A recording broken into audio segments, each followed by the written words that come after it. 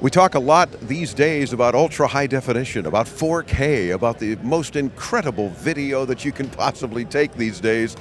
And of course the issue is, what do you do with it? And first of all, if you're using professional equipment or semi-pro equipment, whatever the case, huge files, and how do you deal with them? How do you process them and edit them and show them? Well, our next guest is going to help us with just that. He is, in fact, from Canon, the Senior Technical Specialist with Canon, Ken Rowe. Ken, welcome into Tomorrow. How you doing? Well, thank you for having me here. I'm really happy to be at the Intel Developers Conference and really excited to tell you what we've been collaborating with them on. Excellent. Well, let's start with an awesome Canon camera here, the EOS series here. Tell us about this particular device. Well, this is the EOS, Cinema EOS, a C500 camera. It's our 4K and Ultra HD acquisition device. This is primarily used for any kind of Ultra HD acquisition for television shows, for movies, for anything that you'd want to do on the ultra high definition bandwidth or 4K. So what happens with these cameras is because of the data, because of the resolution, the file sizes get very large. For instance, a typical raw file coming out of this camera, which is before it's rasterized, before we get an RGB image out of it. Just want to show the camera. For those listening on the radio, that's what that pause was. I was reaching over and spinning it around so Chris can show you a little bit of the camera, which is awesome in and of itself. Love that lens. Yeah, so a quick little background on what happens with raw files, because not everyone's familiar with what a raw file is, because we're used to shooting HD where everything just comes out of the camera, can go straight into our systems. Now what happens with a raw file format is we're just capturing what the sensor sees, and that data needs to be processed into an RGB image that the rest of the world can see, not something that just a camera can see. RGB, red, green, blue, but the point is that data is humongous, I'm assuming, right? Oh, absolutely humongous, and that's one of the challenges we've been working on. So going back to what I was saying about file size, a single frame coming out of this camera in the raw file format is approximately 12 megabytes.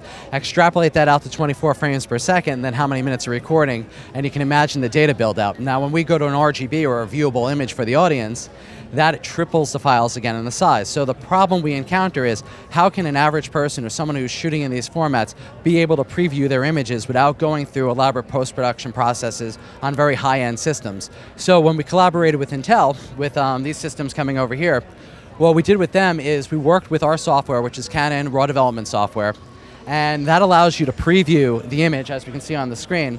And because of the data intensive and how hungry it is, we have problems with frame drops where they stutter or it doesn't look as smooth. Now typically we can do something by throwing lots of processing power on that, but that makes them very expensive, very hard for the average consumer to work with 4K. So in this case we're looking at a consumer style laptop, something that can come off the shelf, and what we did with Intel is they took our software and they optimized it to work with their Iris Pro graphics platform. So we can see the difference. So what we're seeing on this computer right here is our software just running in the environment off the CPU. So what we're seeing is a very clear, very obviously ultra high definition picture, which looks very nice, but it is a bit choppy, for lack of a better term, because apparently we're having to skip several frames, so the processor's got the job to do. Yeah, absolutely. It's not only just the fact that this is being processed from 4K into a viewable image, but it's also going to have to scale down to the laptop screen.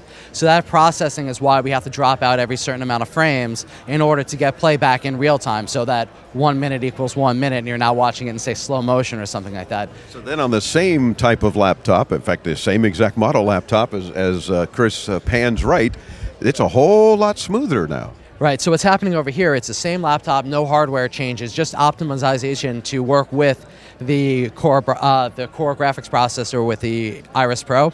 So now we can see that it immediately speeds up and it's much smoother. So we still get some dropouts, but it's much more usable, and someone who's trying to look at framing, color, what the actors are working with, how they're moving, they get a much better idea of how the shot looked and what can go on. And of course, by the time you get into post-production and you're doing major editing and all that sort of thing, while it may take a while to process these huge files, sounds like a 10-to-1 ratio, right? Like, 10 minutes is going to take a long time to process, but you're going to have that ultimate high definition.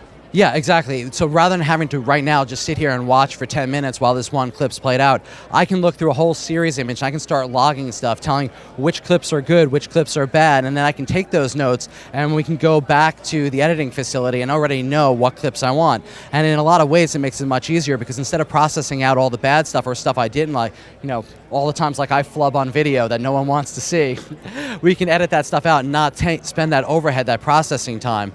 So then we can just go to the clips we want. We can spend that processing time to get the best outputs from that. But it really does facilitate being able to just take a simple laptop, look at the clips, and get through everything without having to go to a back-end post-production environment.